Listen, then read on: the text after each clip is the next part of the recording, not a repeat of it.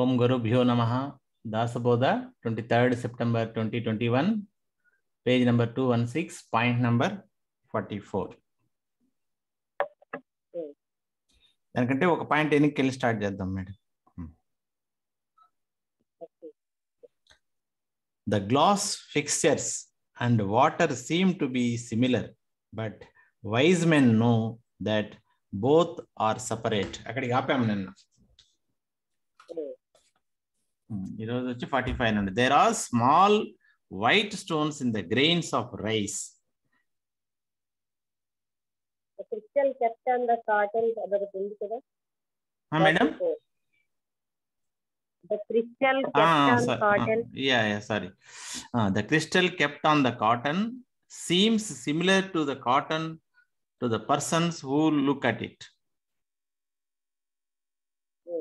ఎవరైతే అంటే ఏదైనా ఒక క్రిస్టల్ అంటే స్ఫటిక కాటన్ అంటే ఒక దూది మీద పెట్టింది ఒకేలా కనిపిస్తాయి రెండు ఒకే రంగులో. But the crystal is so hard that if it is hit on your head, you may die. But cotton does not kill. రెండు ఒకలాగే కనిపిస్తున్నా సరే క్రిస్టల్ ఏమో బుర్ర మీద కొడితే మన క్రిస్టల్ తో మనం చనిపోవచ్చు కూడా, కానీ కాటన్ మాత్రం మెత్తగా ఉంటుంది కానీ ఏమవుదు. అంత తేడా ఉంది. There are small white stones in the grains of rice. బియ్యంలో చిన్న చిన్న తెల్లటి రాళ్ళు ఉంటాయి. And they are exactly like the rice. అంటే అవి రైస్ లాగే కనిపిస్తాయి చూడండి. But if the stone is put into mouth, it may break your teeth. అంటే ఒకవేళ రాయిని నోట్లో పెట్టుకుంటే పళ్ళు కూడా విరిగిపోవచ్చు. Thus the difference is known. ఆ విధంగా ఆ బియ్యపు గింజకి రాయికి ఉన్న తేడా అలా తెలుస్తుంది. In the formation of concrete, the stone is similar to the concrete. Concrete చేయడంలో స్టోన్ ఏమో కాంక్రీట్ లాగే ఉంటుంది. And it is separately known by its hardness. కానీ దాని యొక్క గట్టితనం వల్ల అది తెలుసుకోగలుగుతాం, అంటే ఏది కాంక్రీట్ ఏది స్టోన్ అని. The stone in the jaggery is similar to jaggery, but it is very hard, dry and hard. అంటే బెల్లంలో ఉన్న రాయి బెల్లంలాగే కనిపిస్తుంది, కానీ అది చాలా గట్టిగా ఉంటుంది అన్నారు.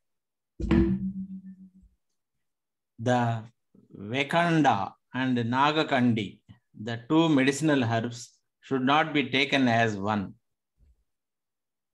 వాటి తేడా మనకు తెలియదు, కానీ వేఖండాను నాగకండి రెండు కూడా ఒకేలా కనిపిస్తాయి, కానీ వీటికి ఎంతో తేడా ఉండదు. The gold and the rolled gold appear similar, but that brass becomes dark when heated. Gold rolled gold ఇది కూడా తీసుకొచ్చారు, రెండు ఒకలాగే ఉంటాయి అన్నమాట. అంటే సమర్థరాముల శ్రేణిలో నుంచే రోల్డ్ గోల్డ్ ఉంది కాబోలు. ఇందులో ఉన్న ఇత్తడి మాత్రం నల్లగా అయిపోతుంది రోల్డ్ గోల్డ్ లో, బంగారం ఎప్పుడు అలా అవ్వదు. But these are examples of very low order. ఇవేమో అంటే చాలా కింద జాతికి చెందిన ఉదాహరణలు. The sky is only one of the elements. How can it be the immeasurable? ఆకాశం అన్నది పంచభూతాల్లో ఒకటి అయితే దీన్ని how can it be the immeasurable అంటే ఆ అనంతమైన కొలత లేనిది ఎలా అవుతుంది అది, అంటే అది పరిమితమైనదే అని చెప్తున్నారు. The reality has no color. అంటే అసలైన సత్యానికి రంగు లేదు. The sky, however, appears to have blue-black color. అంటే కానీ ఆకాశానికి మాత్రం కొంచెం నీలము నలుపు రంగు ఉంటుంది. How can the thoughtful consider both as equal? ఎవరైతే ఆలోచనతో ఉంటారో రెండు ఒకటని ఎలా చెప్పగలరు? The listeners said, how is form there? కోతలు ఏమంటున్నారంటే అక్కడ రూపం ఎక్కడ ఉంది? The sky is primarily formless, therefore the sky is the reality. అంటే ఆకాశానికి కూడా రూపం లేదు కదా, అందుకని ఆకాశం కూడా అంటే రియాలిటీ అంటే అనంతత్వం లాంటిది, ఆ సత్యమే. Which is of the nature of absolute. There is no difference.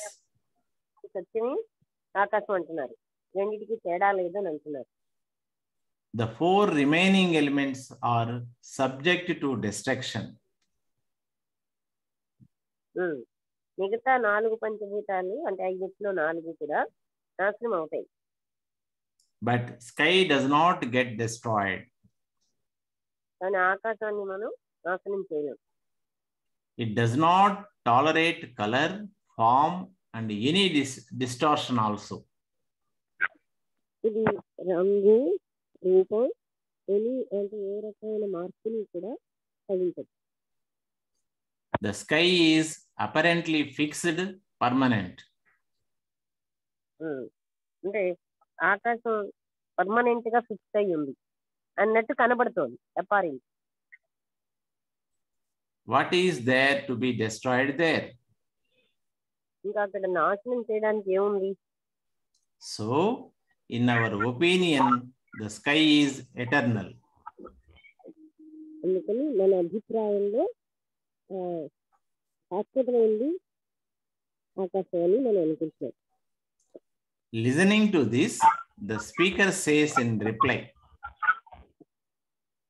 ఇది విని వక్త ఈ విధంగా సమాధానం చెప్తున్నారు. Now please listen to the quality of the sky. ఆకాశం యొక్క లక్షణాన్ని జాగ్రత్తగా వినండి. The sky is the product of tamas and therefore it is affected by desire and anger. ఇది ఏమో తమస్సు యొక్క ప్రోడక్ట్ అన్నమాట, తమో గుణం నుంచి. అందుకని కోపం వల్ల, కోరిక వల్ల ఇది ప్రభావితం అవుతుంది. The sky is also called the ignorance and emptiness. ఈ ఆకాశాన్ని అజ్ఞానం అని గాని అంటే శూన్యం అని గాని అనొచ్చు. Because of ignorance, there are vices like desire and anger and the allurement. Desire అంటే కోరిక, కోపము. అల్యూర్మెంట్ అంటే ఒకసారి చూస్తారా?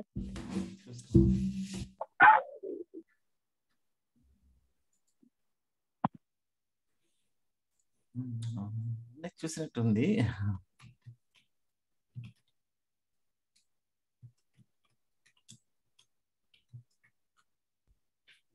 ఆకర్షణ మేడం, మొన్న చూసాం, మర్చిపోయాను.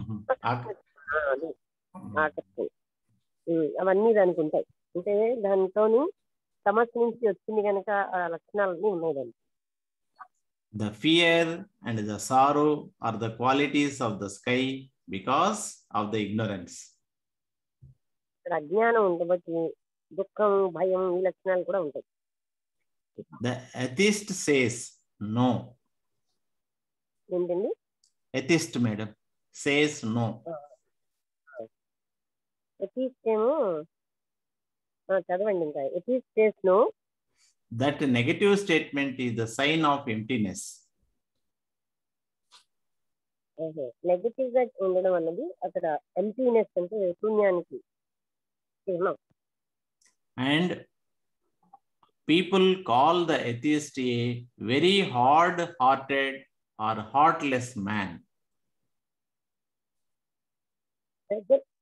ప్రజలు atheist అంటే భగవంతుడు లేదు అని చెప్పేవాళ్ళు.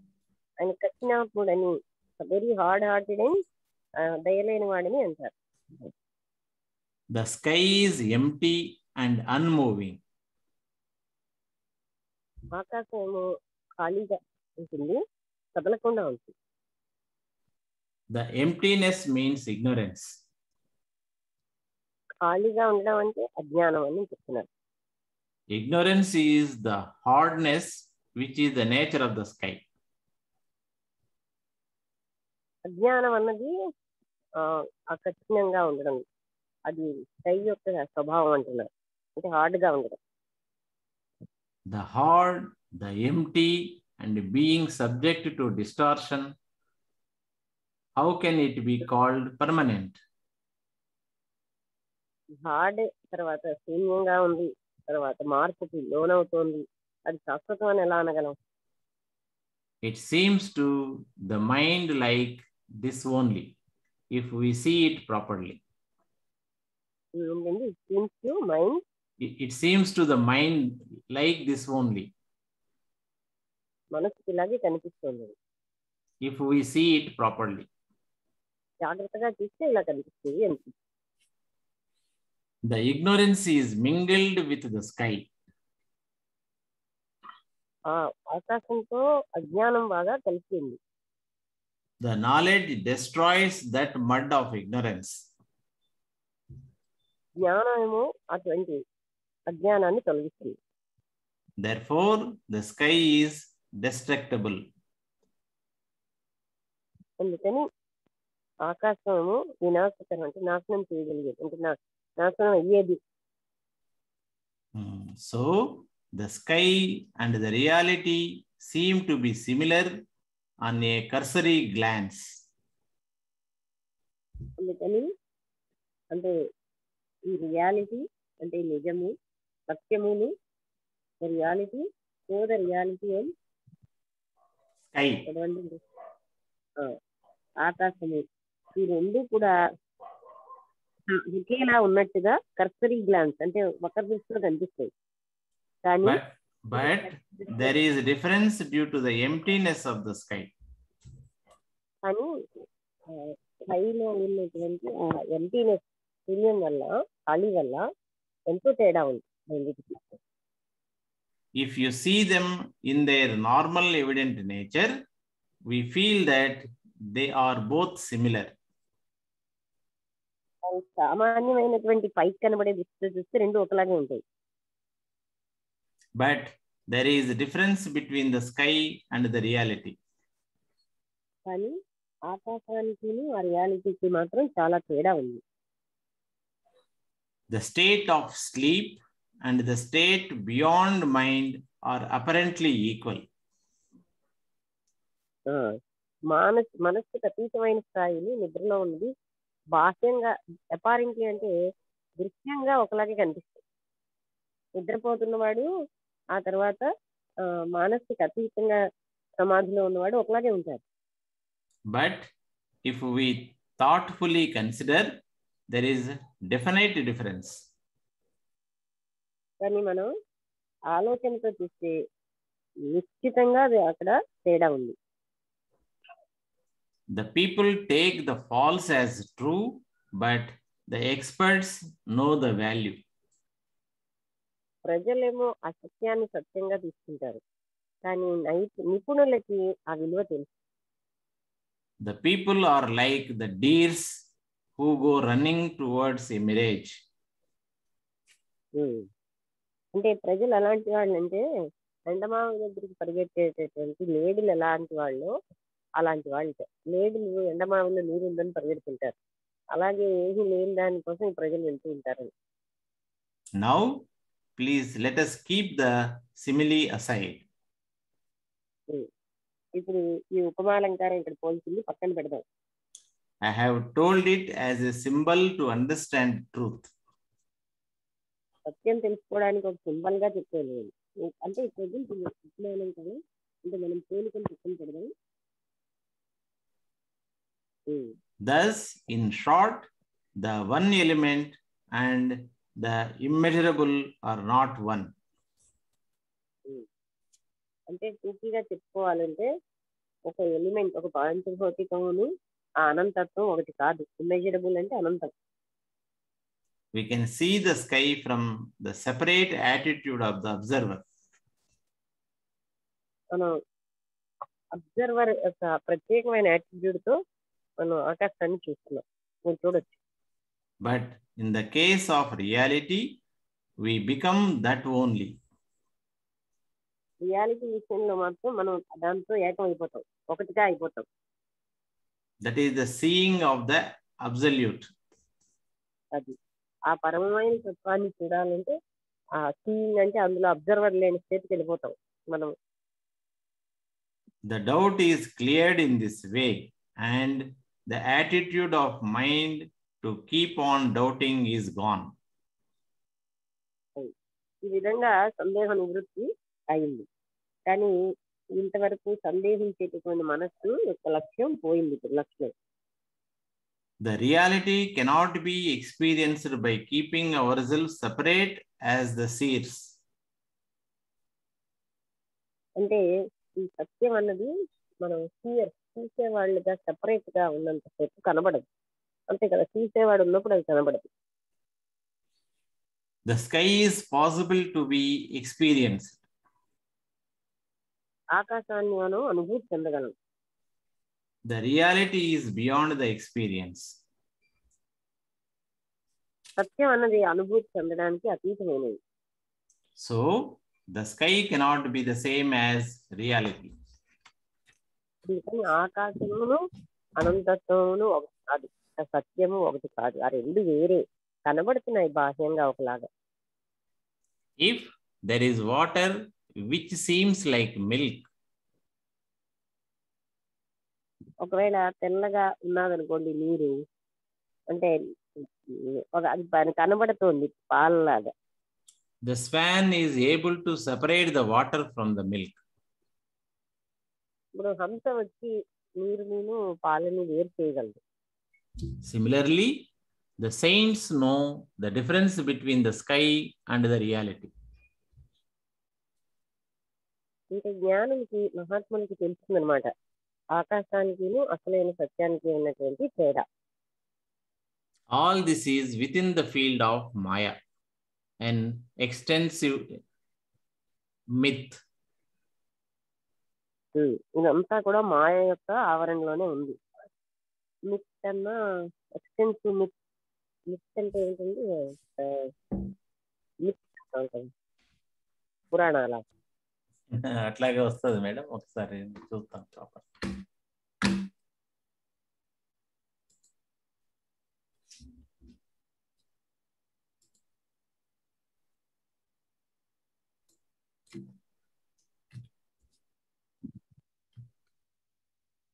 మిత్ అంటే పురాణం అండి. పురాణం అంటే పెద్దది చేసిన పురాణం. మిత్ అవాస్తవం అని కూడా ఒకటి ఉంది. అది కూడా చెప్తాను ఇక్కడ అవాస్తవం. So by living in the company of saints, we should be able to disentangle. We should be able to disentangle. అంటే మనం మహాత్ములకు సాంగత్యంలో జీవించడం వల్ల మనం డిసెంటాంగిల్ అంటే ఇందులోంచి బయట విడిపోగలం. The state of freedom is attainable only in the company of saints. ఇప్పుడు డిసెంటాంగిల్ అంటే ఎంతసేపు దాంట్లో ఎంటాంగిల్ అయిపోయాం, మూడు అంటే కలిసి అంటే బంధించబడి ఉన్నాం.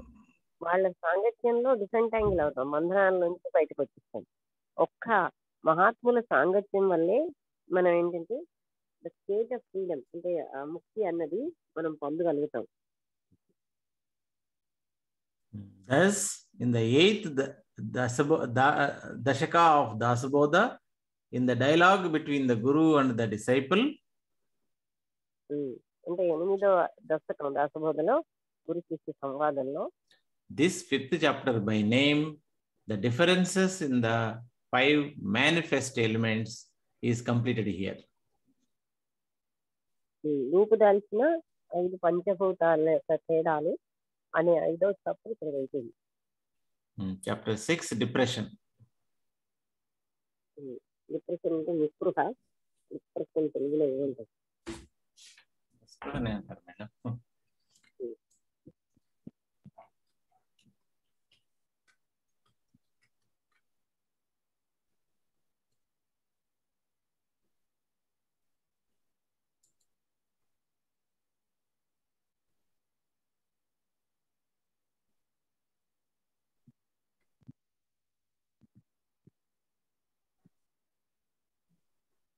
pushing down on the sad feelings of gloom and iniquity.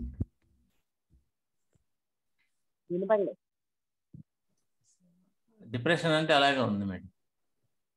ఏంటని? Lying low, sad feelings of gloom and inadequacy. అంటే అదే నిస్పృహ అనుకున్నాం, నిస్పృహ, అసంతృప్తి అలాంటివన్నీ. Sriram, the listener requested the speaker. శ్రోత వక్తను అడిగాడు, what is the importance of the company of the saints? మహాత్ముల సాంగత్యం యొక్క ప్రాముఖ్యత ఏంటంటే, Please tell me after how many days a man attains freedom. ఎన్నాళ్ళ తర్వాత ఒక మనిషి ముక్తిని పొందుతాడు? Oh, the blessing incarnate. Please let this poor man know definitely as to the days after which freedom is attained. Blessing incarnate అంటే రూపుదాల్సిన blessing అనమాట. Please అంటే ఈ వ్యక్తికి తెలియాలన్నమాట నిశ్చితంగా, as into the days after which freedom, అంటే ముక్తి పొందిన తర్వాత ఆయనకి పొందాక generally in the company of the saints, అంటే కంపెనీ మహాత్ముల యొక్క సాంగత్యంలో జీవించాక ఎప్పుడు మనకి ముక్తి జరుగుతుందని. అదే మేడం కంటిన్యూషన్ రెండవది చెప్పాను. Please let this poor person know definitely. ఈ వ్యక్తికి తెలియాలి నిశ్చితంగా మహాత్ముల సాంగత్యంలో ఉన్నాక ఎన్నాళ్ళకి ముక్తి వస్తుంది అని. when we live in the company of the saints. The speaker said, చెప్పండి. if you have faith in the teaching, then there is immediate freedom. అంటే అప్పుడు వక్త ఏం చెప్పారు, ఒకవేళ మీకు అంటే చెప్పే వాళ్ళ మీద నమ్మకం ఉంటే మీకు ఇమ్మీడియట్ గా వచ్చేస్తుంది. ఇఫ్ యూ హ్యావ్ ఫెయిత్, మీకు కానీ విశ్వాసం సంపూర్ణంగా అంటే చెప్పే బోధనలో ఉంటే మీకు వెంటనే వచ్చేస్తుందని చెప్పారు. But if the mind is not attentive and depressed, then you are at a loss.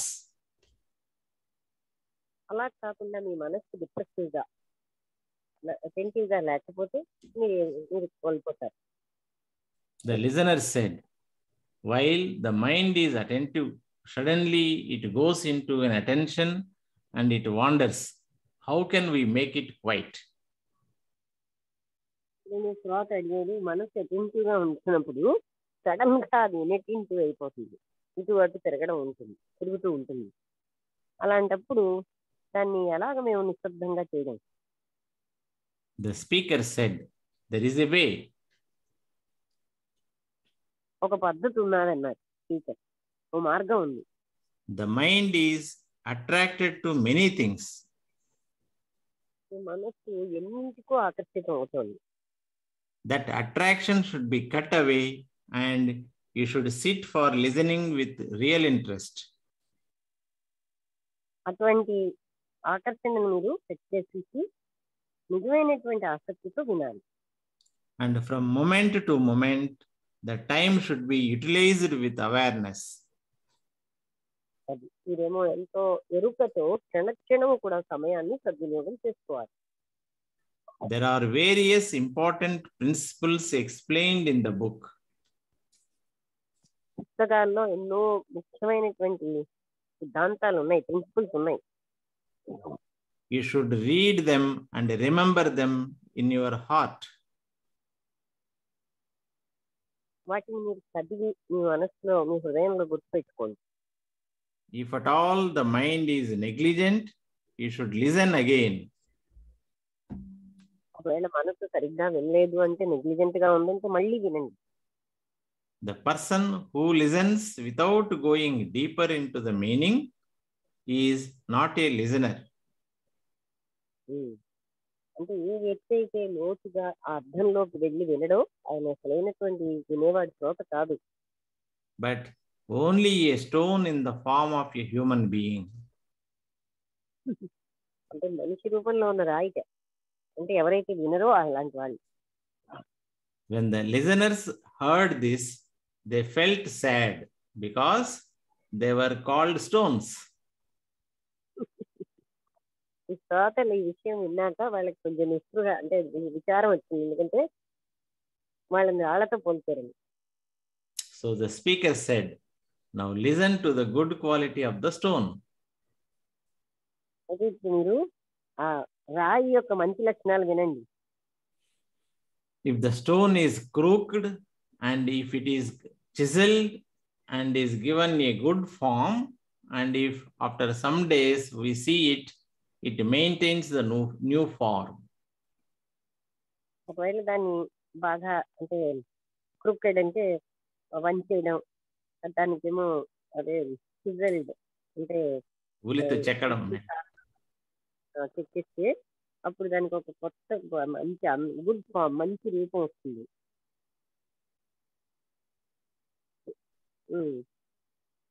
And after some days we see it, it maintains the new form. కొన్నాళ్ళకి మనం చూస్తే అది ఆ కొత్త ఫామ్ నే మెయింటైన్ చేస్తుంటుంది. If the stone is cut by a chisel, that sherd is permanently gone. అంటే ఒకవేళ అదే దాన్ని సిజల్ ఏమంటారండి తెలుగులో? ఉలి మేడం. అంటే ఒకవేళ అంటే రాయిని కానీ మన సిజల్ అంటే ఉలితో పెడితే అప్పుడు ఏంటది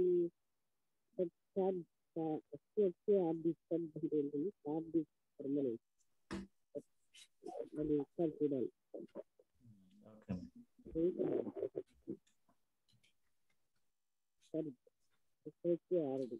షార్డ్ అంటే గుల్ల, పెంకు, బొచ్చె అని.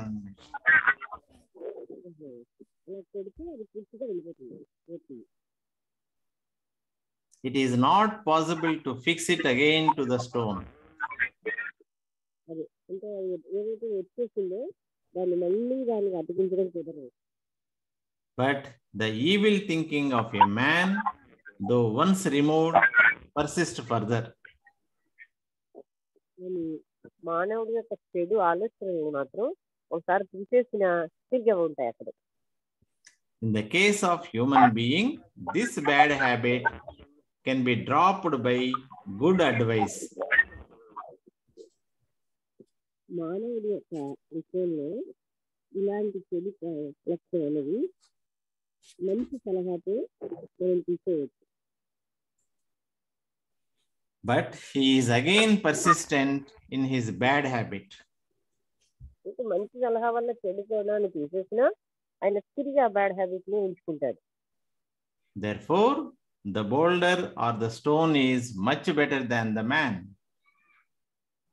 అందుకని ఆ రాయి అంటే రాయి అదే బోల్డర్ అనే పెద్ద రాయి ఈ మనిషి కంటే చాలా గొప్పగా ఉంటుంది. The man whose bad habit does not go is worse than the stone. ఏ వ్యక్తి యొక్క చెడు అలవాటు అయితే ఎంతకి పోదో అతను రాయి కంటే చెడ్డవాడు. రాయైనా ఇంకా పర్వాలేదు. The stone is 1,000 times valuable than man. ఆ రాయి మనిషి కంటే 1000 రెట్లు విలువైంది.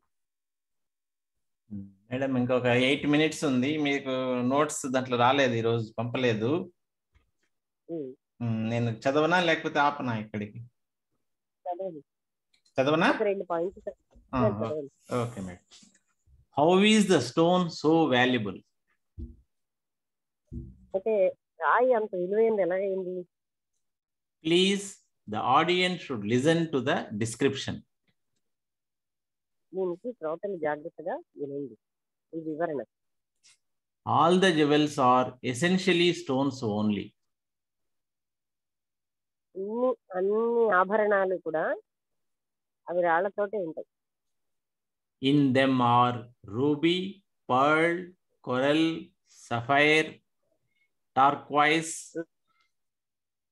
కొంచెం ఆగండి, అంటే రూబీ అని, పర్ల్, ముత్యం, ఇంకా ఇగో ఈ పేర్లన్నీ ఉన్నాయి కదా, చెంపులు అవన్నీ ఉన్నాయి కదా, రాళ్ళు, ఇవన్నీ రాళ్ళు.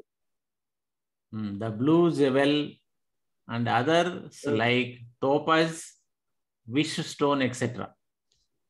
గోమేధకం అని, నీలం అని, ఇలా ఎన్నో రకాలు ఉన్నాయి కదా పేర్లు, అవన్నీ ఇంగ్లీష్ లో చెప్పారు. ఇవన్నీ కూడా రాళ్ళే. In addition to these, there are jewels known as Suryakant. ఏంటండి? సూర్యకాంత్. Suryakant, KANT. ఇంకా దీనికి తోడు సూర్యకాంతం అనేది కూడా ఉందంటున్నారు. Somakant. Somakanta. And also some stones which are useful as medicines. కొన్ని రకాలైనటువంటి రాళ్ళు మనం వాడుతున్నాం కదా, మెడిసిన్స్ గా కూడా ఉపయోగపడతాయి, మందులుగా. There are also very good kinds of stones. అంటే చూడండి, మానసిక భస్మం, ప్రవాళ భస్మం, ఇవన్నీ కూడా భస్మం వాడతాం మన మందులుగా.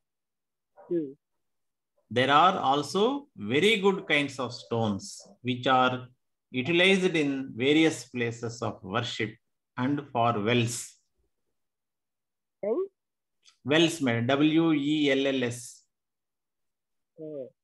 అంటే ఆరాధించడానికి కూడా మంచి రకాలైనటువంటి రాళ్ళని వాడతాం, నూతుల్లో కూడా వేస్తారు. The images of gods like Hari and Hara are also made of stones. ఈ విగ్రహాలు, హరి, హరుడు మొదలు విగ్రహాలు కూడా రాయితోటి చేస్తారు. So, if you think about this, you will find that there is nothing so valuable as stones. ఇవన్నీ ఆలోచిస్తే ఈ రకంగా రాయి ఎంత విలువైంది ఇంకేది లేదనిపిస్తుంది. The poor man is insignificant in comparison with the stone. మనిషి అంటే రాయితో పోలిస్తే మనిషి ఏమీ గుర్తింపు లేకుండా ఉన్నాడు. You should know that the body of persons who are not devotees and whose mind is not clean is like a dirty stone. ఏ వ్యక్తి అయితే భక్తి లేకుండా శుద్ధిగా ఉంటాడు, చెడు ఆలోచనతో ఉంటాడు, అతను ఒక పాడైపోయినటువంటి రాయి లాంటి వాడు, అంటే చెడు రాయి లాంటి వాడు. Which happens to be used for latrines. అది లెట్రిన్స్ కి వట్టి వాడతారు అటువంటి రాళ్ళని. Now enough with this example. ఇప్పుడు ఈ ఉదాహరణకి చాలు. There is great loss if the mind is not concentrated and is depressed. ఒకవేళ మనసు కానీ మనం ఏకాగ్రత చేయకుండా అది డిప్రెస్డ్ గా అయిపోయిందంటే నిశ్చయమైతే అది పెద్ద నష్టమే ఉంది. You cannot enjoy this life or the spiritual life. ఈ జీవితం కానీ ఆధ్యాత్మిక జీవితాన్ని కానీ మీరు ఎంజాయ్ చేయలేరు. By depression in the mind, the efforts to do anything fail. మనసులో ఉన్న డిప్రెషన్ కారణంగా మనం ఏ ప్రయత్నం చేసినా అది విఫలం అయిపోతుంది. By depression, there is anxiety in the mind. ఈ డిప్రెషన్ వల్ల మనకి యాంగ్జైటీ అంటే ఆతురత అలాంటివన్నీ వస్తాయి మనసులో. By depression, suddenly you forget important things. ముఖ్యమైన విషయాలు కూడా మర్చిపోతాయి డిప్రెషన్ వల్ల. By depression, you will be conquered by enemy. ఈ డిప్రెషన్ వల్ల శత్రువులు కూడా జయించేస్తారు, మిమ్మల్ని శత్రువులతో జయించబడతారు. Even by depression, you are destined to take rebirth and to die. ఈ డిప్రెషన్ కారణంగా మీరు పునర్జన్మని పొందే పరిస్థితి, తిరిగి చనిపోయే పరిస్థితి ఉంటాయి. పునరపి మరణం, పునరపి జననం ఉంటాయి. So this one vice causes lot of loss. ఈ ఒక్క చెత్త గుణం వల్ల చాలా నష్టం ఉంది అని చెప్తున్నారు. By depression, the penance is not possible.